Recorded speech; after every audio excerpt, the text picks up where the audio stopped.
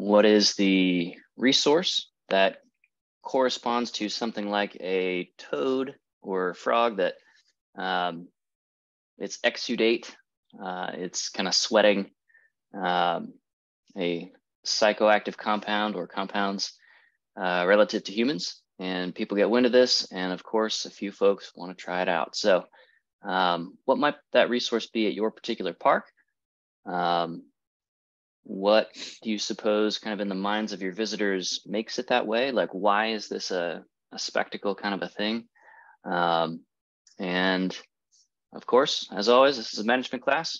What would you do about it? What kind of strategies or tactics would you roll out kind of to prevent, to address where it's a problem, to mitigate the harm of the problem, and potentially kind of restore any sort of ecological function or role or niche that might be impacted by this?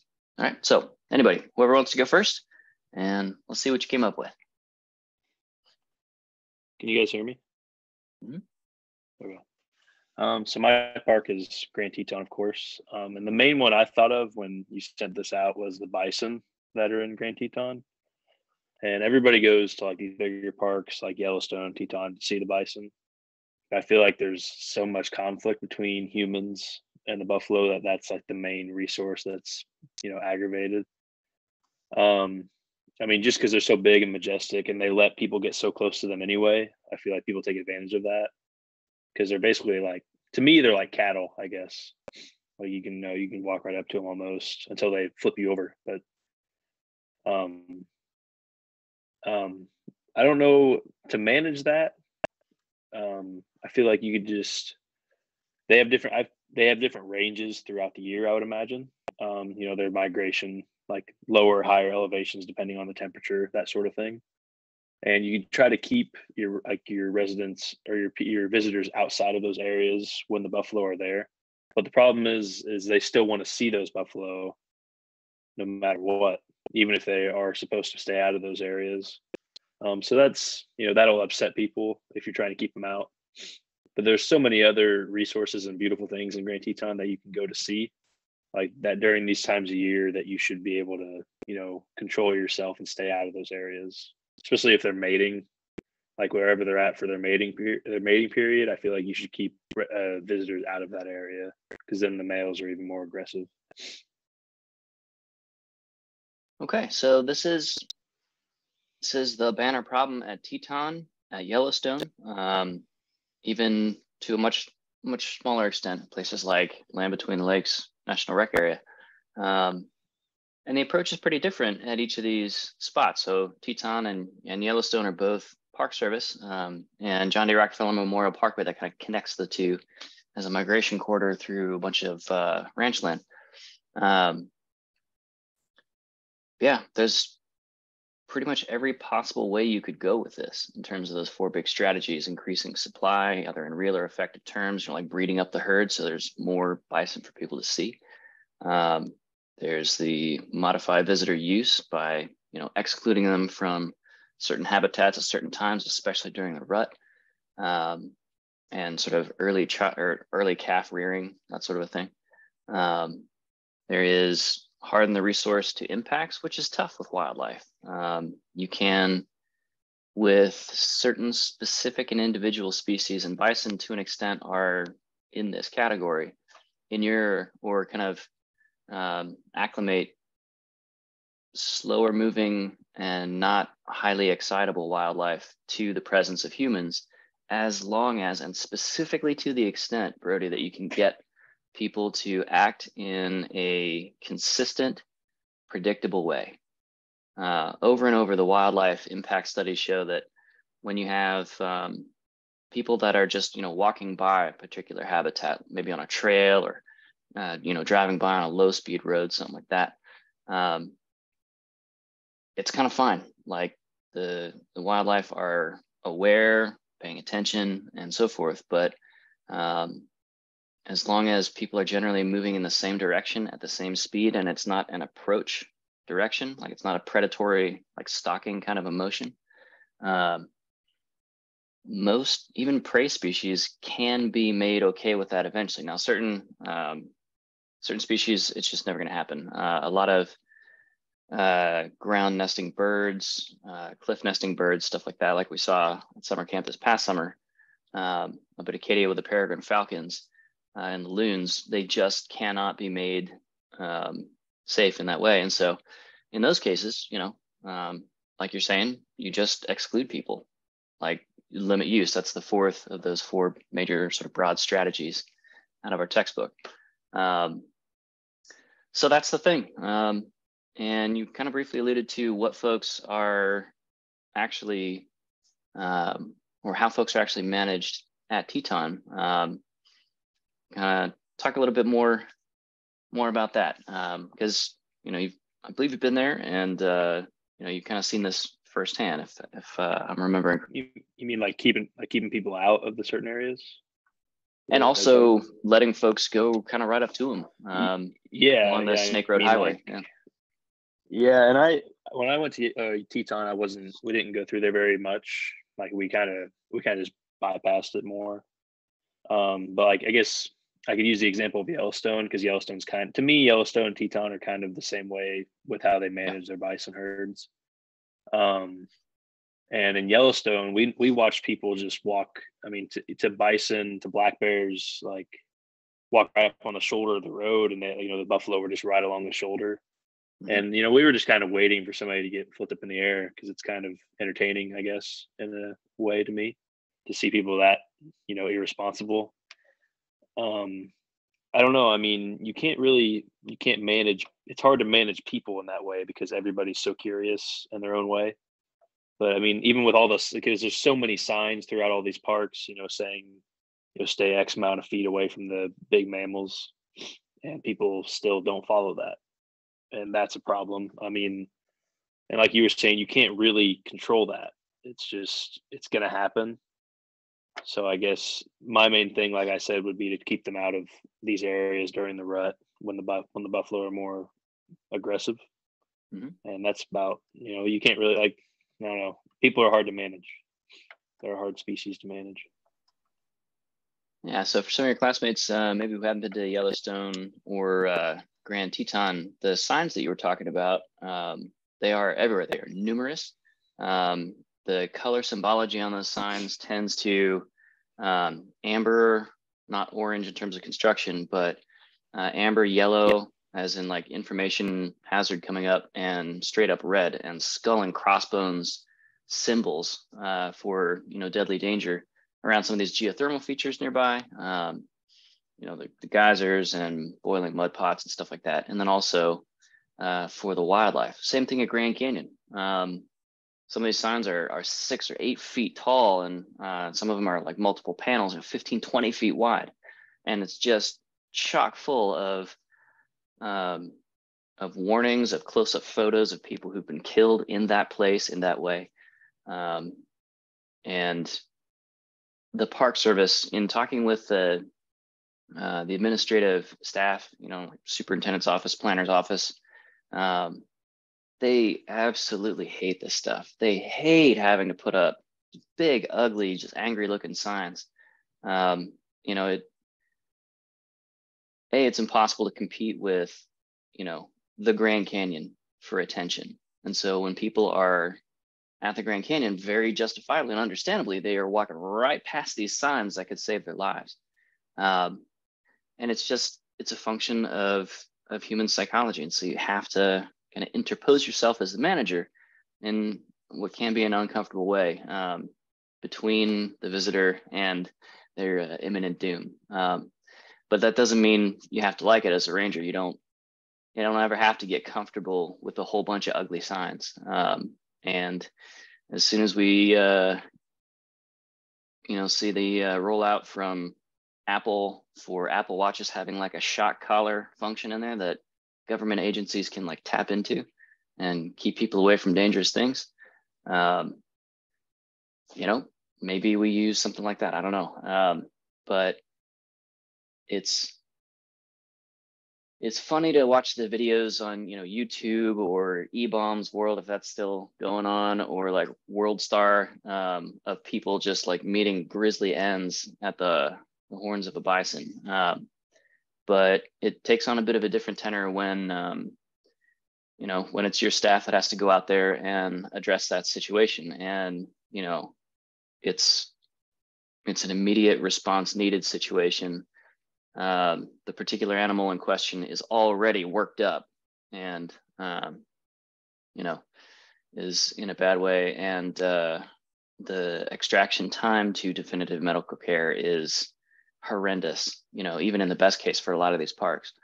So it's just, the consequences are very high. The cost is very high. The impact to visitor experiences with trying to just put on more and more layers of signs, more and more sort of aggressively placed, has meaningful impacts on the kind of experience that people have. So, you know, done anything but with the absolute maximum finesse and evidence-based or evidence-supported techniques, you know, there's a lot to lose here. So this is a big thing, and it's a huge thing at Teton and Yosemite and Yellowstone and so forth. All right, cool. Anything else for Teton? Anything else we haven't covered yet?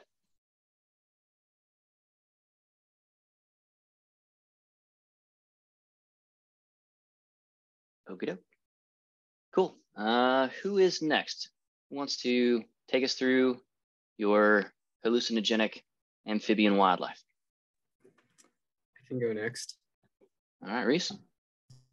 I think I thought about this a little bit differently than maybe you intended me to think about it. But so my park was Voyageurs National Park, and one of the main issues that they have at Voyageurs is they have a series of like external lakes that are around the outside of like the internal part of the park, and those lakes are already infested to varying degrees with different aquatic, non-native invasive species.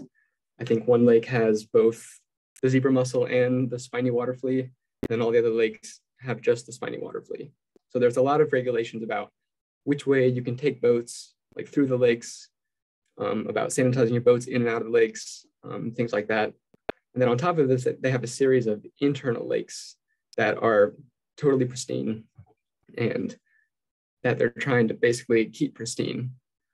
So like one way they do this is you can't bring personal watercraft on those lakes, even though it's set up in a way that would be like totally ideal for someone to like portage their own boat to the lakes. You have to rent the Park Service canoes to go like you hike to a lake, you rent their canoe, and you go across the lake with their canoe, and that canoe stays on that lake. And then you can hike to the next lake and then do the same thing.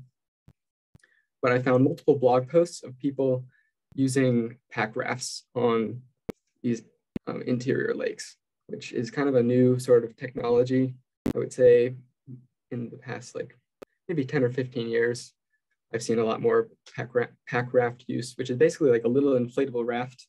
They can pack down to even like this big, like the size of like a sleeping pad, and they just blow them up and then pop them on the lake and then paddle around or float around. And it's probably very few people who do it, but the fact that there's like posts about it and that it's set up in like a way that is absolutely ideal for pack rafting, I think it's something that is like worth some concern by the park. And thinking about how to like go about stopping this, like because you can only reach the trailheads with a concessionaire, but these pack rafts are probably like in their bag, you can't see them. It would be ridiculous to like try and search people for like things like that. But I think more like a broad scale like visitor education approach where you kind of get other visitors to like think about stuff too, and almost like self-police. So for example, like maybe having interpretive signage like specifically about why it's important like not to contaminate these lakes. What are some ways that we might be contaminating without thinking? For instance, they even like recommend like using different fishing gear on the internal lakes versus the larger exterior lakes. And maybe on higher traffic days, having some kind of ranger presence, also doing interpretive type education to people, and maybe watching out for things that might be contaminating the interior lakes there. Okay, so pretty high stakes. have you guys talked about zebra mussels in any of your other classes, maybe watershed management classes? Briefly. Okay, yeah, they are basically the Great Satan. An individual zebra mussel in its reproductive phase can generate several million in the next generation. So one gets in, or one pair gets in, and that water body is completely changed forever. There's been a lot of research done in the Northeast on Lake Champlain, all across the Great Lakes and so forth about zebra mussels on sections, upper sections of some of the great rivers in the United States. They came over in the bilge water, we think, from like container ships from Southeast Asia. And there's nothing that predates them here. And they utterly wipe out, just completely destroy the local food web and structure. They're filter feeders, so they clarify water quite a bit by sort of continuously filtering and pulling out any particulate, which changes even the physical clarity of the water and the depth to which sunlight can penetrate, for example. So with their incredible ability to reproduce and spread, and they're fairly hardy in terms of being able to like transport in the bilges or along like a nook and cranny in the hull of a boat.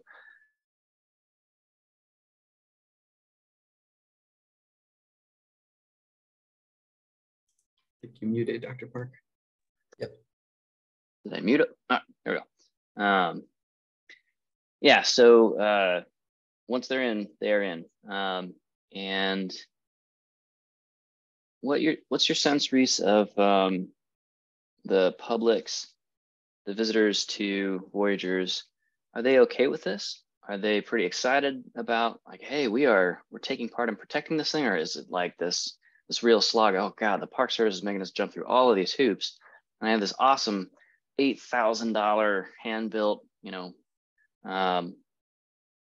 birch strip canoe that's like, I've been building it for 5 years. I'm ready to use this thing, and now I got to use some like cheap Winona or something like that the Park Service is running. Like, I'm above this. I'm a prosumer. What's visitors' kind of response to this? Are people playing along or what? I don't know the exact answer, but I would assume it's some kind of like a continuum.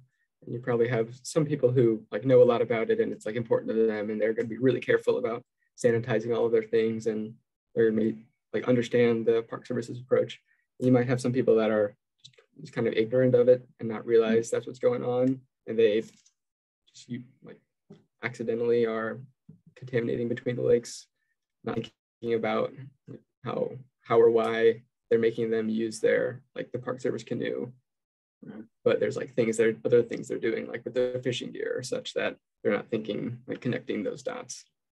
Yeah, maybe a small subset of people who are annoyed about the regulations, but I think with any like education about why it's important, like why these rules are in place, they would realize it's like for them also to like continue having the same like high quality experience on this like pristine water body. Okay. So this is tricky. Information and education is generally seen intercepted favorably by visitors. Managers love information and education a lot more than having to take like a regulatory or enforcement approach, so-called direct behavior modification. It is less effective. It is measurably less effective. So it becomes the need or the situation to kind of use kind of required information and education. You see this up a lot in places like Alaska, where folks need to understand how to be safe around grizzly bear populations or brown bear.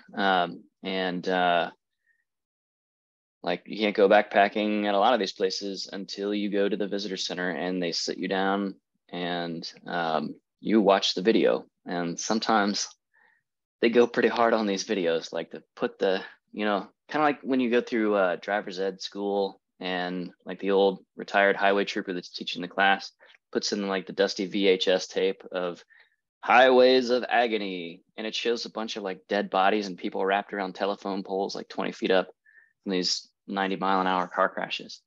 It's kind of a scared straight approach, but where people's safety or where irreversible, you know, cross contamination happens, like with zebra mussels or something like that, you kind of take an enforcement approach to the information and education, and that can be okay. That can be as positive and sort of camaraderie building as you know, you have to bring in your backpacking gear or your, you know, your paddling gear to the permitting area, and maybe the permit ranger or the backcountry supervisor or ranger or whatever goes through your stuff with you and, you know, checks and puts their eyes on the bear canister, or, you know, puts their hands on the brush or the cleaning kit you're going to use for your kayak in an area where contamination is a high risk.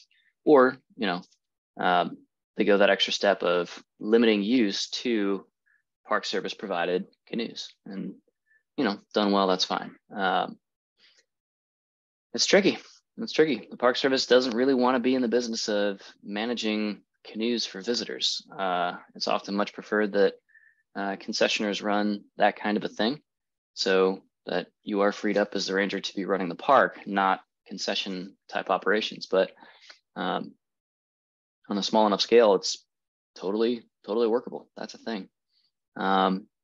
What's your sense of the long-term risk exposure here? I mean, even with all of these things, is it just a matter of time until that one numbskull, you know, brings in a dirty canoe? Maybe they want to start their trip super early in the morning and they drive right by the sign saying you have to use the Park Service canoe here? Or is this really pretty well kind of airtight? You know, is this failure proof or failure prone?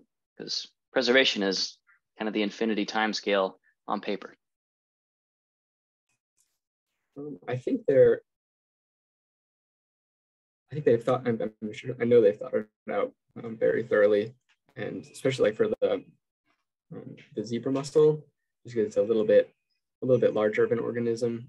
But I did get the sense that they're very concerned about the spiny water flea, just because of how it can just like stick to something. It's like very tiny, and you'll just like accidentally bring it in like on your boots or something. So that was my sense, that it'll kind of depend on the organism, and I just can't imagine that they're going to be able to keep like a water body pristine forever right now, but that they're doing everything they can to prevent it. Okay, so what about the visitor perceptions on site? Because in some places, like well, at Mammoth Cave, for example, we have excellent control over access, and you know, the white nose syndrome, that fungus Geomyces destructans, that's wiping out bat populations all over North America. It's at Mammoth Cave. It's at every other cave around there. And the human accessible, the public accessible part of the cave is essentially a sacrifice zone. So it sounds like some of those outer lakes, which are already, you know, kind of lousy with or infested with these spiny fleas and zebra mussels. Is the Park Service sort of clearly or visibly running those like a sacrifice zone, like generally pushing most use in that direction? Yeah, so I would say the sacrifice zone is a lake called Rainy Lake, and it's part of it butts up to the park. Some of it is attached to the land, and there's a variety. That's like the lake that you're allowed to like have tubers in and stuff, because people aren't gonna completely sanitize their tubes every time they go tubing or their water skis. And so that's a lake that's in the park that you can kind of do whatever you want on that. And then there is more control from bringing, like, you can't bring a boat from Rainy Lake into any of the other lakes without this like complex sterilization with hot water thing. But it gets very confusing because you can bring boats, like you can do a canoe trip that goes like takes you around the park in one direction, but you can't go backwards because some lakes are infested with different things. And I guess I get the sense that most of the users are pretty okay with this, especially like there's a lot of work with the Voyagers Conservancy type of organization there. And that's like their main focus on their page is the aquatic non-native invasive species, and like reaching out with like, or like providing information about this to people on their website too. So I get the sense that it's like most people are pretty okay with the regulations about it. Okay, so this partnership approach between kind of this Friends Of type organization and the National Park Service, this is one way that managers and these not-for-profits as well, they're totally aware of this and okay with it. It's a way to reach some folks that are kind of turned off by messaging from the government. If the Friends Of organization, like a conservation group that is working closely with the Park Service, like real closely, in some cases even directly funded by, and certainly in kind or like donation style of expertise and data and stuff like that support. They can cast themselves as, hey, we are not the government. We are a bunch of people who are passionate about these lakes. We love this place. We want to protect it. You know, just come be like us, and we'll model for you some safe and healthy for these lakes ways to do things. So this is a persuasive communication technique called the indirect route to persuasion. This was researched starting in about 1980 by folks like Petty and Cacioppo, and this is the reason why you know, when you go in the gift shop at Voyagers or anywhere else, you're going to see like Junior Ranger activity books with this kind of messaging in it. You're going to see things like leave no trace brochures, and you know, a patch for your pack, or a medallion for your hiking pole, or a sticker for, you know, the prow of your canoe or kayak.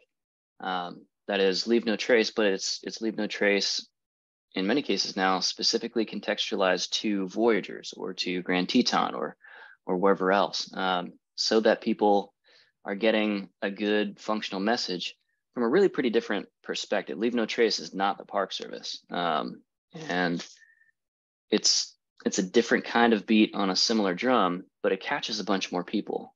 Catches in terms of influencing in a positive way those pro-social behaviors that you're shooting for.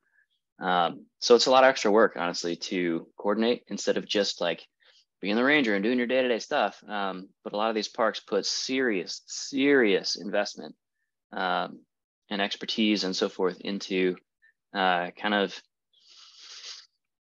10xing, so to speak, to use marketing language, some of these not-for-profits like these Friends Of groups, because it works. And it's really pretty cheap in terms of cost and commitment, stuff like that. It's big, but it's relatively cheap versus some of the other alternatives. And it does kind of work in its way. All right, last question, Reese. Had you on the hot seat for a while. When you're looking at some of these thoroughly contaminated lakes that are just never quite going to be in our lifetime anything like they used to be before the introduction of these spiny fleas, before the introduction of zeebs, to the uninitiated, is it an ugly dead lake, or is it still scenic AF? I don't think you would be able to tell if you didn't know too much about it, or if you weren't like an avid like fisherman or any kind of like fish biologist or ecologist. So that's a problem, right? Like, think about what zebra mussels do to the water column. They clarify it. So if you were looking down into a bunch of murky water 20 years ago, now you're looking down into like glacial or you know, like alpine pond. It's 80 feet deep, but you can see all the way to the bottom, and it looks like it's about 15 feet deep due to, you know, refraction. That's a huge problem. Some people are like, oh, this is so nice. You know, let's let's get into this. So with your training as a forester, with your training as an ecologist and a water resources manager and a wilderness person, and so forth, you got to remember how other people, the uninitiated, are seeing these in a very different way potentially than you are. The divergence of management and visitor perceptions is a critical issue when you're putting together this language. Like maybe you're putting out a bunch of messaging on zebra mussels, and these are so bad, and they're killing all of our native fish and just wrecking our water column. And there is ultimately no silver bullet way to get rid of these things that we've figured out yet. So these things are here to stay, and they're here to change, just utterly rewrite what's going on. And it's a bunch of like negative messaging and so forth. But people are looking out past this sign, out this beautiful, sun-dappled water and the puffy cotton balls of clouds overhead. And it's this wonderful thing. And the temptation can be to kind of glance at that and be like, oh, wow, boy, how much does that stink, honey, that there are zebra mussels in here? Oh, that's pretty bad. And then move right on from it because it looks fine to, Joe average. Okay. So it's definitely something to keep in mind, especially with your direction heading into planning and maybe some wilderness stuff in the future. Good luck with that, by the way. All right. Okay, who's next? Sam, William, Carrie? Who wants to go next? I can go. So for my national park, dinosaur national monument, the invasive species is mostly this one plant. It's can't remember how you pronounce it, tamarisk something. Tamarisk. Yeah, tamarisk. And that's been pretty invasive to other species as well, especially like lack of what's the word for it? In hospital. Okay. Yeah, there are several invasive species that are allelopathic. That is, they specifically attack or prevent similar. The more similar another species is to it, the harder time that species has growing in that space. Eucalyptus is another tree that does this. It literally poisons the soil around it from a lot of other things growing in it. Right. Also, other concerns there would be, animals such as like mountain lions, as well as bears. Bears have been a huge thing over at the monument.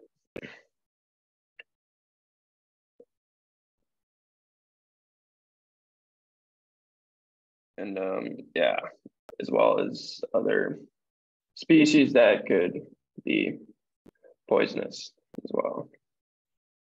Okay. So how are visitors responding to tamarisk? Is it just like another species on the landscape for most folks? Are they noticing it? Are they changing how they behave? Are they going after it like these hallucinogenic amphibians? Or is it more like it's here and it's kind of in the background and causing all sorts of problems, but not necessarily visibly? I would say that was like that in the beginning, but now it's starting to become like worse and worse. So there's a lot like people are planning to do in order to like combat that and basically just reduce that as much as possible. Okay, right on. Yeah, tamarisk is tough. Tamarisk is very tough. Yeah. What about, we've already talked about this part in the earlier in the semester, so it's not necessarily any new answers here, but with the actual fossils that make dinosaur sort of an outstanding and unique recreational and science and so forth value, what kind of messaging, if any, kind of publicly as the Park Service put out with respect to, hey, we know some people really like to come to this place and like go looking for the fossils and see if you can find them and like pick them up, and might have some urge to like slip one in the pocket, just as a memento of the trip. We understand, we get that. What kind of stuff is the Park Service doing around that at Dinosaur? They're doing a lot in general, but Yeah. was there anything that kind of stuck out to you in terms of kind of protecting those fossils? Because there's no way to grow those back, you know? I mean, I would say they're doing, you know, like a fine job of like stopping people, but not necessarily preventing anything, since obviously that's this kind of stuff is still going to happen regardless. But I would say they're doing, you know, a better job of like, you know, reducing this as much as possible, like putting some park rangers and, you know, security patrols in this area and then that area, where it's like, yeah, it's easy to like stop them or notice like what's going on. If, yeah, like as you like said in your questions, like if visitors, you know, slipping fossils or bones, you know, in their pockets and then thinking they can somehow run away with it or just get away with whatever, you know, they pull. But I would say, yeah, and back to what I was saying, yeah, with the patrols, you know, this area and that area, yeah, they've been doing a better job of, you know, putting in whichever area that's easy to spot, like any sort of activity. Good. Okay, right on. When we were talking earlier this semester about norms and how, like, you know, people perceive kind of a range of okay conditions and then fairly quickly tip over into not okay conditions, a kind of S-shaped curve that we talked about and graphed out and all that stuff. Yeah. Dealing with the temptation to pick up mementos and take them home from a spot like Dinosaur. That's one of those examples from the management's perspective, not necessarily the visitors that we'd typically be graphing, but if you asked all the managers and so forth and the lawyers and so on and so forth, this would be one of those so-called zero tolerance norms where already at the first fossil displaced or stolen or defaced or damaged or moved even, all of that is immediately unacceptable and literally a federal offense. So the Park Service absolutely has the right and the mandate and the need to, as you were saying, kind of go pretty hard with enforcement and patrols in that kind of a place, and have a really, really high quality visitor center and awesome interpretation to kind of help scratch that itch of seeing these dinosaur fossils up close and personal. I mean, it's an amazing, amazing set of facilities, world class, literally.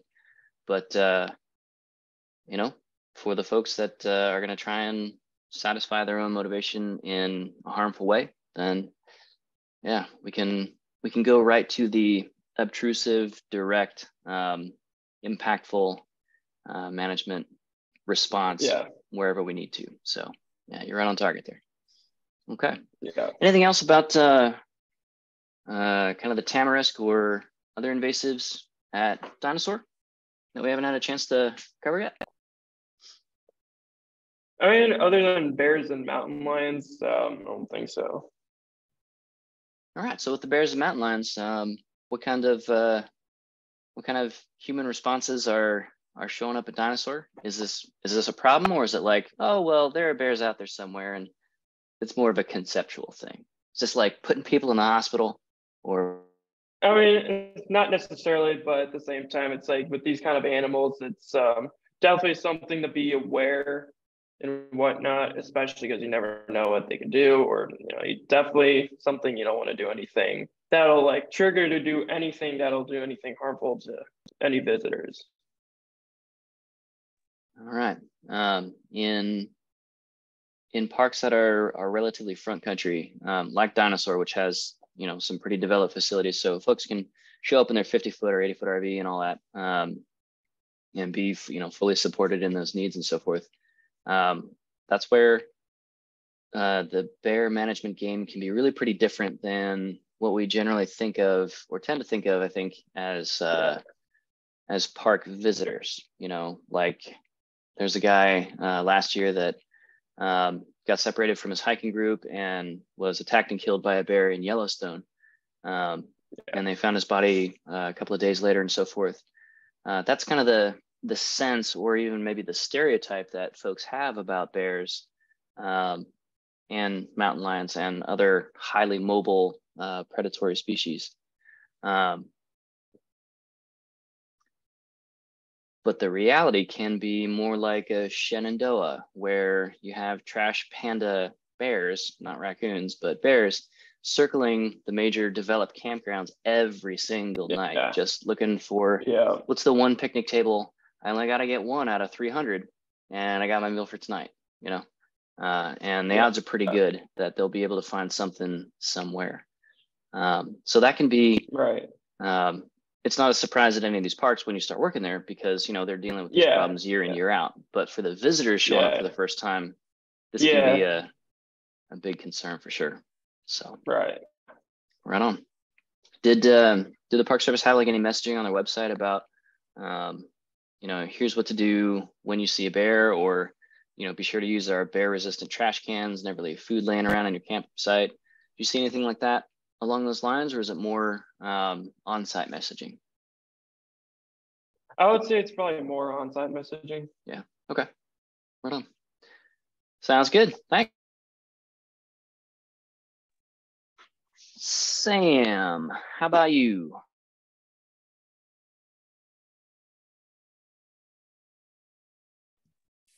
There we go. My button was covered. Okay. So I have a couple of resources that I think fit this topic.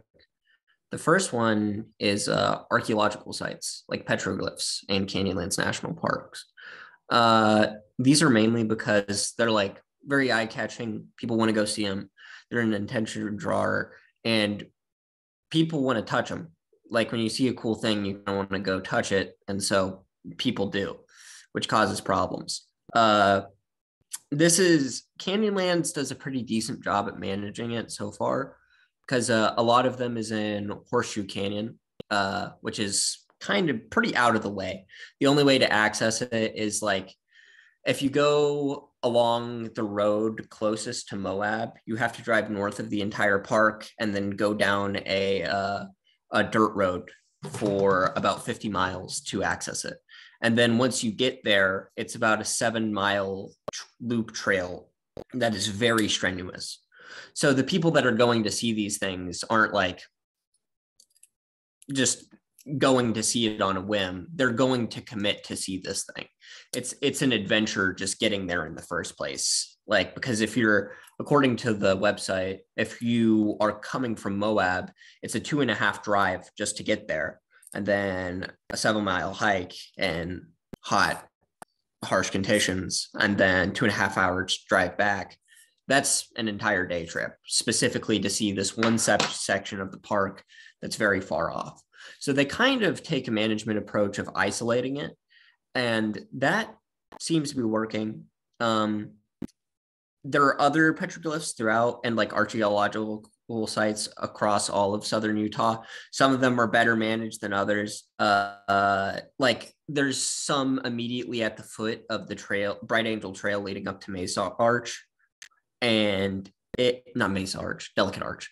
And those have a lot more traffic around them. They're a lot more faded, a lot more worn.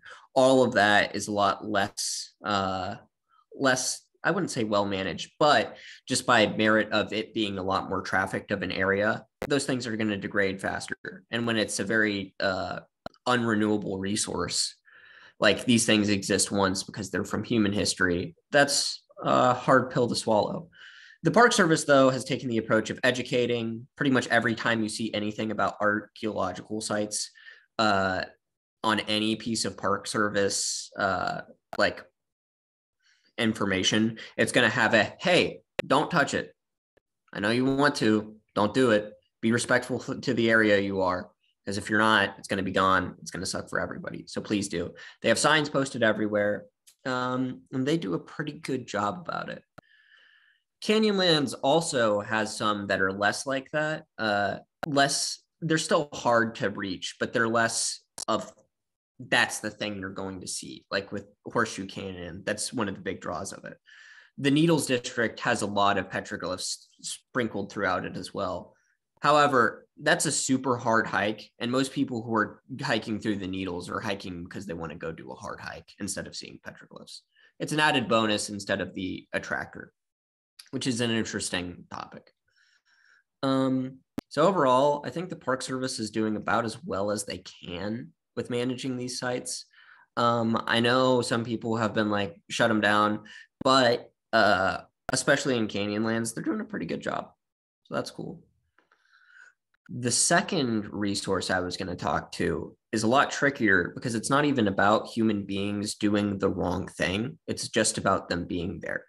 Bighorn sheep reclaimed a lot of lost territory over COVID because there was no traffic. Canyonlands, the way it's set up is there's like an elevated plain area, and then you go down into the canyons, and there's this giant road called the White Rim Road that pretty much is just like a Jeep trail hiking backcountry, very desolate, but people travel it quite often because it's a national park. It's like one of the places you go to do that. But during COVID, there was none of that. So Bighorn sheep said, this is great foraging area. We're going to move in. And then due to the abundance of resources there, they had very successful breeding years. I think the statistic I saw was it was per 100 ewes, there was 35 lambs. The year after COVID, it was per 100 ewes, there was 80 lambs. So there was a ton, like almost 100% increase in reproduction from bighorn sheep. And also they were being in areas that they weren't going to be able to keep. I think I also saw there was images on the website from a wildlife biologist who works at Canyonlands National Park, and they took pictures of bighorn sheep on the White Rim Road. And he said, this is the first time I've seen them here since 1993, right after they put in the campsites. So bighorn sheep aren't going to be able to maintain that territory. They're just not, because park attendance skyrockets. They don't like being around people because people cause problems. So they're going to have to go back to where they were, and they're not going to have enough foraging material to sustain the reproduction year they just had. And that's a trickier problem because you can't just, because it's not human beings doing the wrong thing. They're just using the resource that they have been using.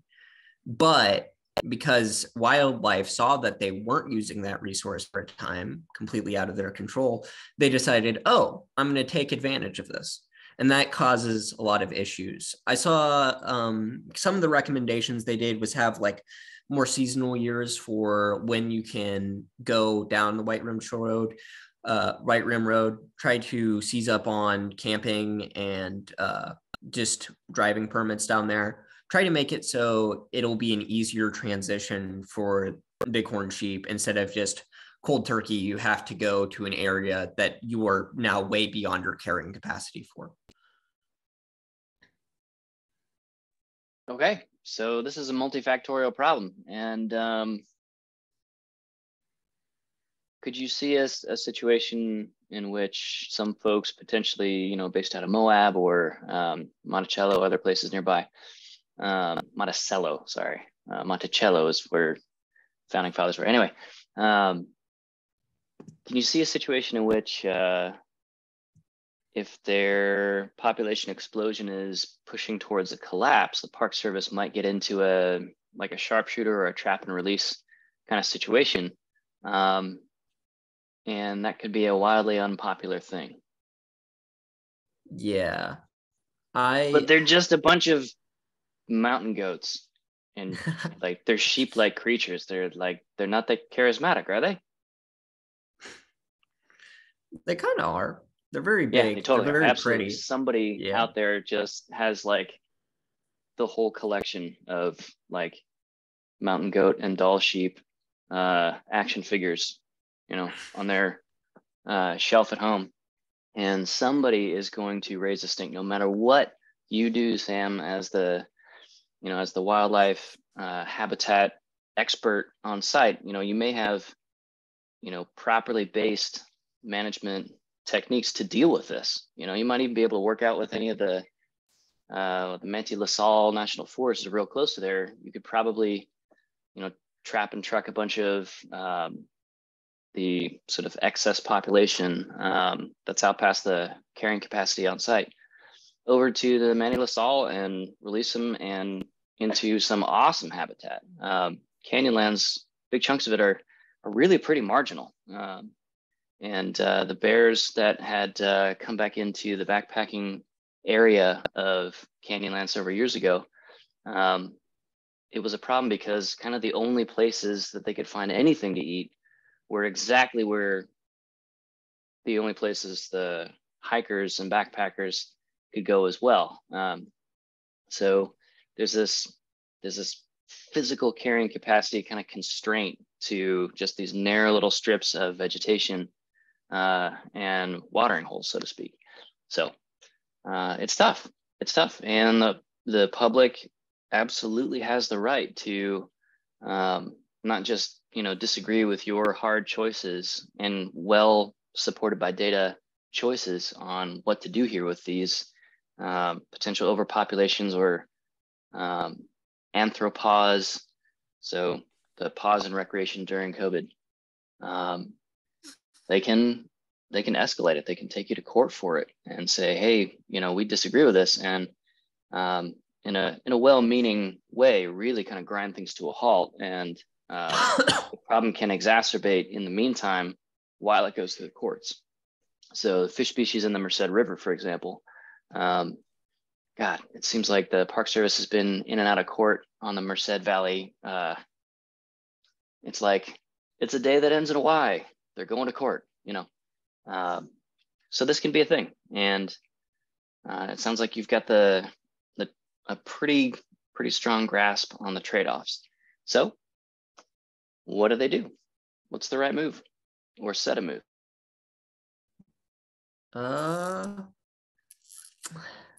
It's hard. I mean, obviously, but probably just trying to reduce overall traffic down there initially would be a decent alternative. I mean, seasonally, it's already closed from March through August afterwards, which was the first step they took. And so it kind of just depends on how you do it.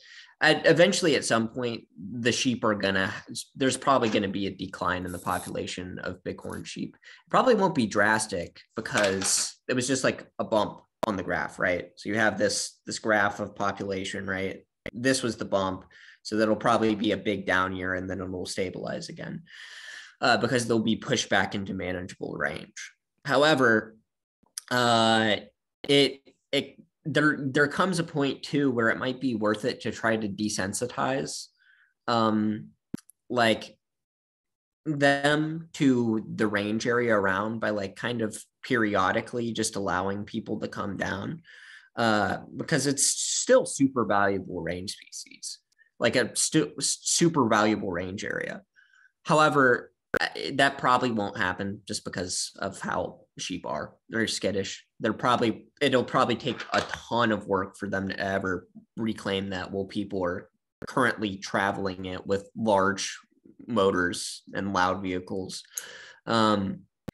But overall, I think the Park Service is headed in the right direction.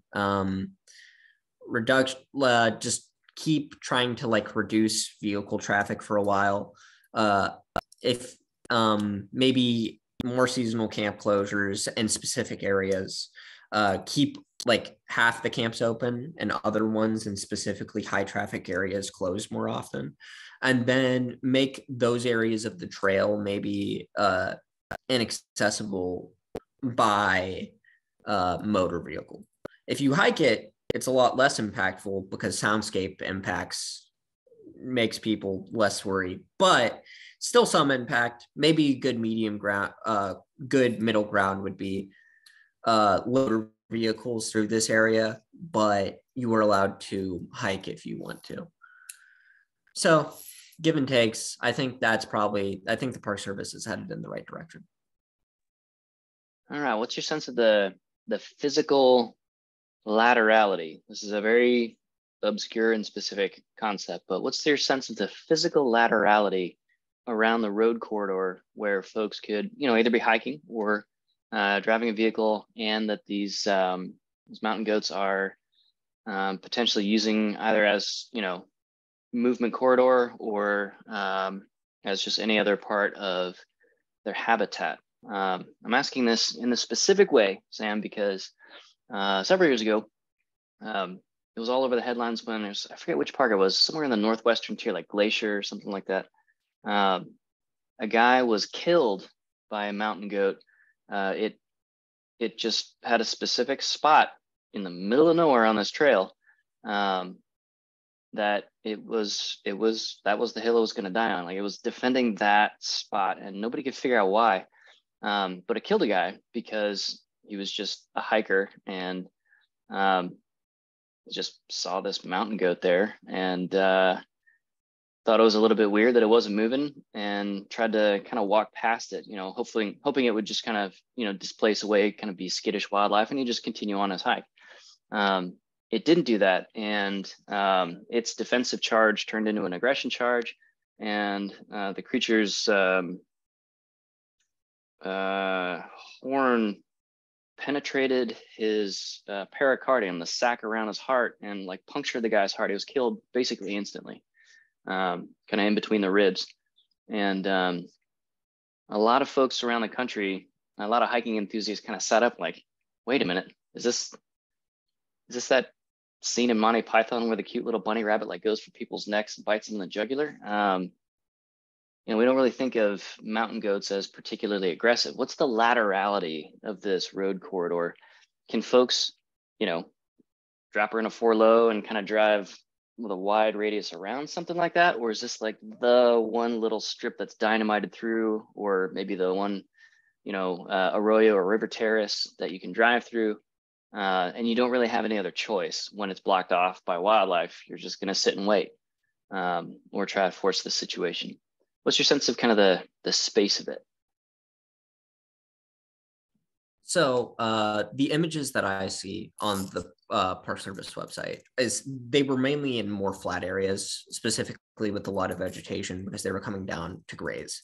I think that probably remain consistent, but it might not, depending. The range is getting larger, so they explore more. If they decide to go on a skinnier piece of land, that could be really dangerous.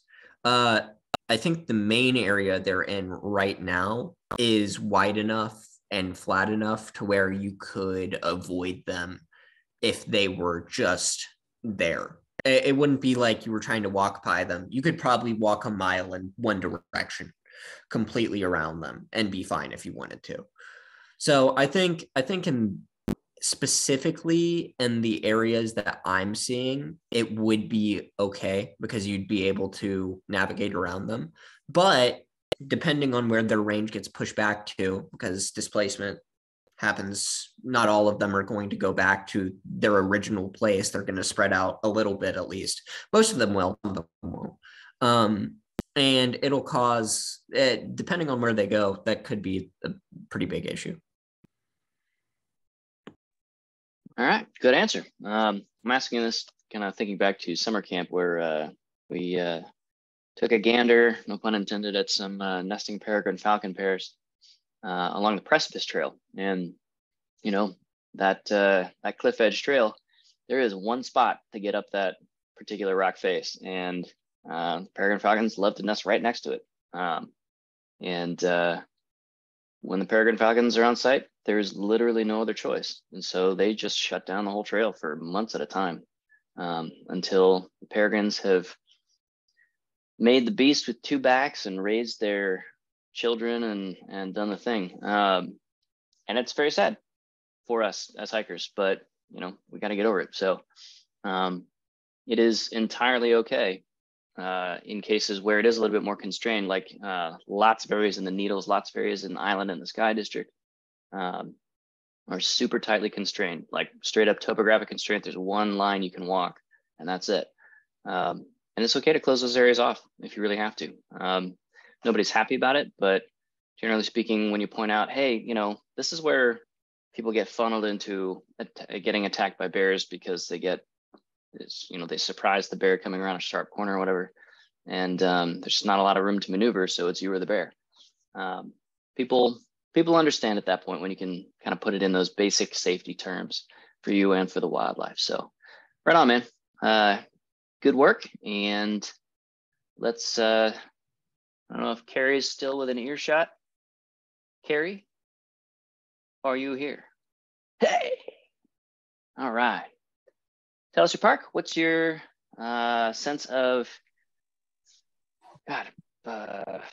seashore and the specific resources there that kind of tempt people to get into trouble? How do they do that? What might you do in response? So I've got several different ones. It's a small park, but it's got a lot of different plants and animals there. They've actually got 28 listed endangered species of plants and animals there, like moose and different flora plants, lots of plants. A lot of like the flowering kind and stuff. I think they've done a lot of it by like limiting hiking to like trails and trying to direct the trails like away from these endangered species main areas and trying to leave like larger swashes for like the moose, because moose are moose. You're not going to mess with a moose and survive unless you're a hunter. But anyway, and maybe not like even then, let's be honest. I mean, moose they are too dumb to live and too pretty to die. So yeah, they can mess somebody up even if they're ready for them. Fair enough. Even their babies are huge. I mean, those things are huge. It's freaking awesome. And they've done a lot of it. Like they try to keep, they've got, I think it was 11 wetland species that are endangered, and they do a pretty good job of like directing people more onto the rock surfaces. Like a lot of their trails are like they've got one that runs on the top of the cliffs, and that's like solid rock they're walking on. It does have like some dirt and trees around it and stuff, but it's pretty dangerous because it is so far on the edge of the cliffs that most stuff has been washed away. But at the same time, it keeps people from trampling on the plants and animals and stuff, which is pretty cool. And it also gives them the view they want. I mean, they want that cliffside view. People like heights and stuff like that. So it kind of fills two things there. It keeps people from stomping on the little dainties and giving them the view they want.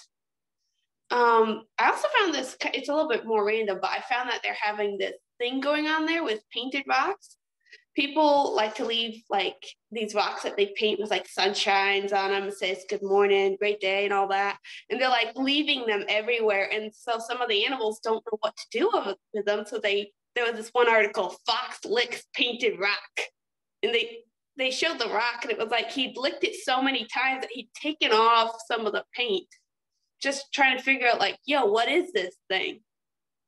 And so they've got, they're trying to figure out what to do with painted rocks, because the people aren't doing it to be mean. They're doing it to be like, yeah, bro, I've been here. I hope you have an awesome day too.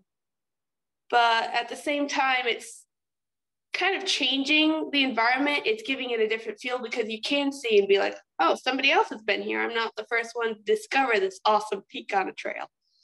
But they're leaving them all kinds of different places, like in the dispersed camping, they found a cudpole, and around the bathrooms a lot, and on trails, just all over the place. And the animals don't know what to make of them. And so they're trying to figure out how to encourage people not to do that, like to find a different way to be kind. They're actually having an issue with painted rocks up into Canada right now, all along the coast there. That was kind of interesting. So I think they're working on signage and stuff like in the billboards next to like the bathrooms and stuff. They have like, please, you're being kind, but at the same time, you're not. So that is a thing. In the if you guys any of you guys who were on the field trip, if you remember the cave spring we went into and fit all the boats in, and Reese, I think you were scrambling around on the on the upper platform inside there. We found one year exactly, Carrie, what you're talking about. One of those painted rocks. Somebody had placed it a couple of months before for like Valentine's Day of 2018 or whenever it was, and it was a nicely painted rock. I'm sure they had a super sweet memory there. They probably, you know, necking session, as the boomers would say. Like, it seemed like a pretty spot, romantic and all that. And it was Valentine's Day weekend, apparently.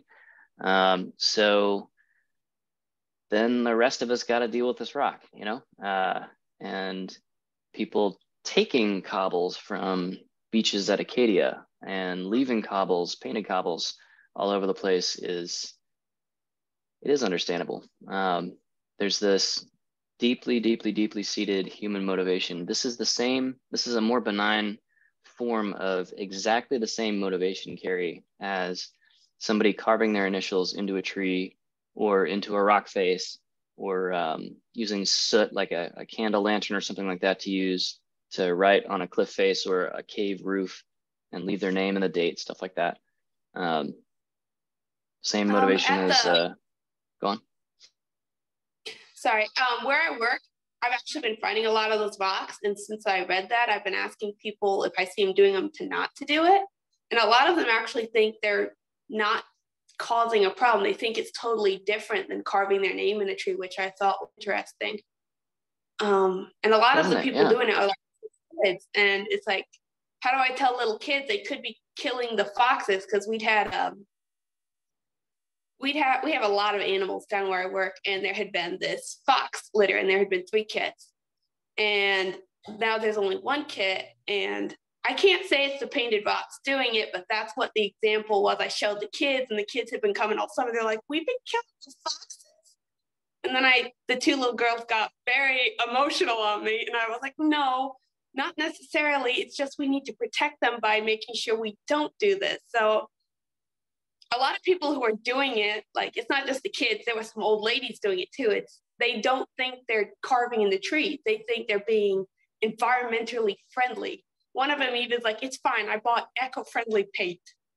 It's like, paint is paint.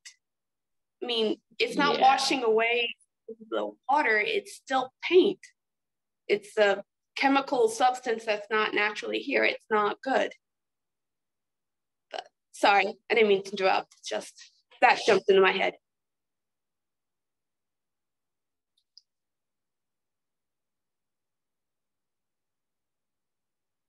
I think you're on mute.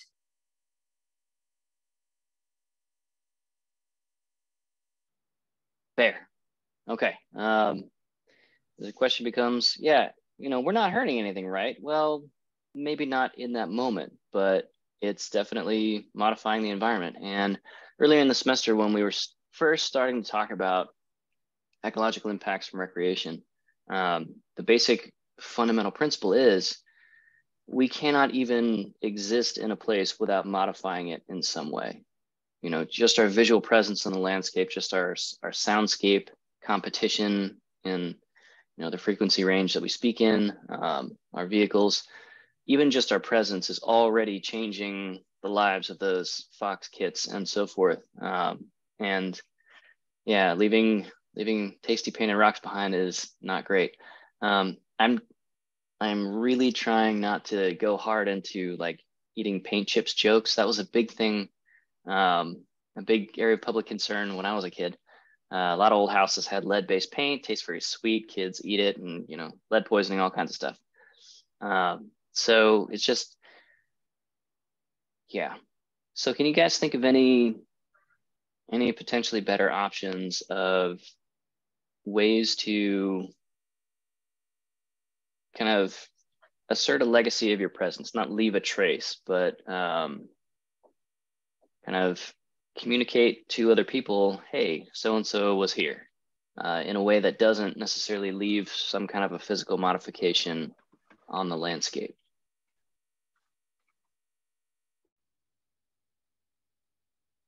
Does geocaching count, or is that kind of leaving your presence? Perfect. Still? That's exactly it. Also, things like a lot of people now collect GPS traces. You know, you just hit record on your phone in All Trails or Strava or Map My Run or whatever you want. And, you know, you take that trace with you and you can upload that too. It can be a social thing exactly as much as leaving the painted rock, but it's digital. It's in the so-called metasphere or noosphere of kind of the information layer to our resources, not any physical layer. Explaining that to somebody in the moment where they're like reaching out with the rock in their hand and they've been painting these rocks for months in anticipation of this trip, and like, this is the moment, and birds are singing and there's a sunbeam poking through the clouds at them, and, you know, a real Snow White kind of a vibe.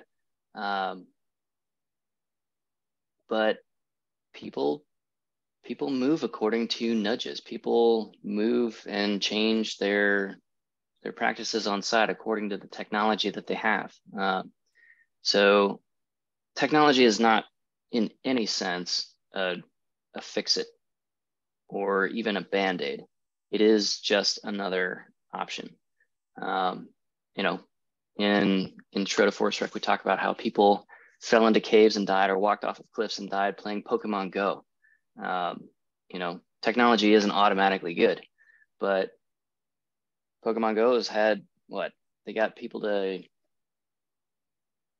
like a couple of 100 billion steps of exercise just playing Pokemon Go or something like that. It was some huge number since it launched in, I think, 2016.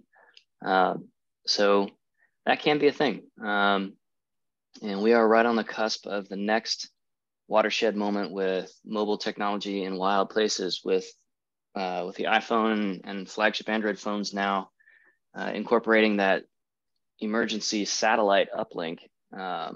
Apple's giving the emergency service away for 2 years when you buy a new phone with them now. It's already starting to connect people with emergency responders out in national parks and stuff like that. So that is going to be another perturbation for the sense of safety that people have, the amount of risk that people are willing to take on, thinking that they can just whip out their phone and get a helicopter extraction, even in the middle of wilderness. Yeah, so painted rocks, I mean, it's an ancient human instinct. We'll see how our phones interface with that. All right, cool. Excellent work, Carrie. And that was a good way to tackle it with those kiddos and talking about the fox kids, and not necessarily implying that they're killing the foxes or anything, but just helping these kids understand that, yeah, there's consequence to what you do, you know, and it may not be exactly what you think every time. So, all right, very cool.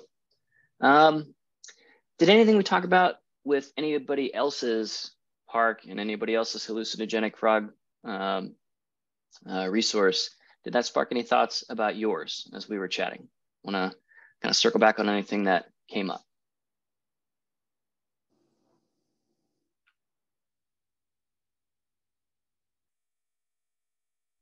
Very cool. All right. Well, that is it for today then. I'll go ahead and transcode our recording for your classmates who weren't able to make it. And I'll post on our website, course website, on Wednesday to kind of wrap up our semester and tie things off for exam week, okay? Do you guys have any questions? Anything else? Otherwise, we are good to go. Oh, well, I have one thing. Dr. Park. Okay, yes, thanks for calling me. Scheduled next kidney procedure for Thursday of this week on I think it's the 8th. So it's not likely to be as gnarly as the last one. And that's a good thing, but I have no idea what the recovery timeline is going to be like. So that may possibly run into exam week. I'll post on Wednesday on the course website to get everybody up to date on that. And as soon as I can afterwards, post a follow-up so that everybody is real clear on kind of finishing out the semester with maximum information. Okay. So don't know how it's going to go, but we're about to find out. So, thank you guys and gals for an awesome semester. I don't know if we'll see everybody on Wednesday or not, but yeah, it's been good. It's been weird with the surgery stuff, but I really enjoyed our field trip with you guys. So that was awesome. And I hope you guys learned a thing or two. Cool. All right. Other than that, we're supposed to, in all of our classes, say, keep an eye out for the link to do course evaluations. And good luck studying with finals and stuff like that. If you guys have any questions for me, I'm around here. I'll stick around for a bit. Or, shoot me a text message or send me an email, something like that. Okay. Cool. We'll see you next time. Keep an eye on the website for Wednesday.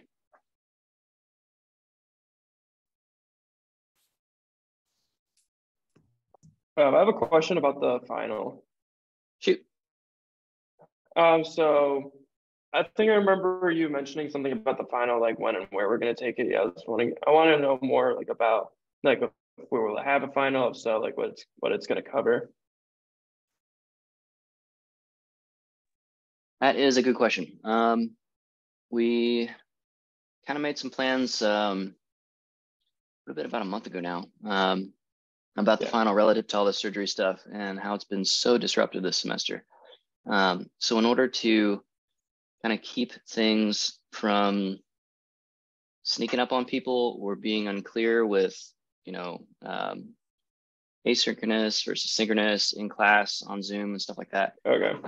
It's kind of been chaos. So I'm kind of walking back the intensity on the final exam a lot so that it's going to be pretty light. It will be online just in case that, I can't walk or something.